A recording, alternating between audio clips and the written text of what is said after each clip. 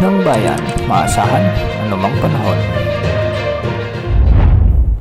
Magandang araw po sa ating lahat. Narito na ang pinakahuling update sa magiging lagay ng ating panahon at sa binabantayan pa rin nating si Bagyong Goryo. Sa kasalukuyan ay nakakaranas na ng mabagyong panahon, ng mga pag-ulan at mapugsubugsong paghangin sa probinsya ng Batanes. Dulot ito ni Typhoon Goryo, kaya posible ang banta ng mga biglang pagbaha o pagguho ng lupa sa mga lugar dito. Inaasang mas makararanas pa ng masungit na panahon ang nasabing lalawigan habang papalapit si Bagyong Goryo sa bahagi naman ng Taiwan. Samantala, dahil naman sa habagat asahan pa rin ang maulap na papawirin na may mga kalat-kalat na pagulan at thunderstorms sa buong Western Visayas, Negros Island Region, Zamboanga Peninsula, BARMM, Soc-Sargen, kasama na ang Occidental Mindoro, Oriental Mindoro at Palawan. Ang mga lugar na ito ay pinapayuhang maging alerto rin sa banta ng mga biglaang pagbaha o pagguho ng lupa, lalo na kung may mga umiiral na severe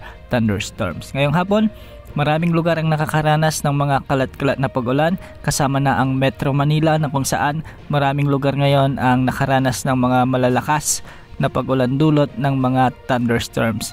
May mga lugar pa nga na nakaranas ng hailstorm, particular sa bahagi ng Quezon City. Sa Bicol Region, Calabarzon at iba pang bahagi ng Mimaropa ay asahan ang maulap na kalangitan na may mga kalat-kalat na pag-ulan dulot ito ng mga localized thunderstorms. Ganitong panahon din ang inaasahan sa Ilocos Region, Cordillera Administrative Region at nalalabing bahagi ng Cagayan Valley. Sa Visayas, sa nalalabing bahagi ng Visayas, ganitong panahon din ang inaasahan kung saan may mga kalat-kalat na thunderstorms, lalong-lalo na sa Cebu Province, Bohol, sa ilang bahagi ng Masbate at sa Eastern Visayas, at sa nalalabing bahagi ng Mindanao ay may mga kalat-kalat na pag-ulan din, lalo na sa Caraga at Northern Mindanao. Samantala, patuloy namang lumalapit si Bagyong Goryo sa kalupaan ng Taiwan at inaasang maglalandfall ito bukas araw ng Miyerkules. Huli itong namataan sa layong 450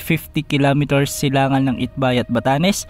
Taglay na nito ngayon ang lakas ng hangin na umaabot sa 120 kilometers per hour, malapit sa gitna, at pagbugsong umaabot sa 150 kilometers per hour. Sa ngayon ay kumikilos pa rin ito ng kanluran sa bilis ng 25 kilometers per hour. Base sa latest forecast track nito ay inaasahang patuloy o mapapanatili ni Bagyong Goryo ang kanyang lakas hanggang bukas bago ito maglandfall sa southern part ng Taiwan, at bahagya itong hihina bilang severe tropical storm pagkalabas nito sa kalupaan ng Taiwan.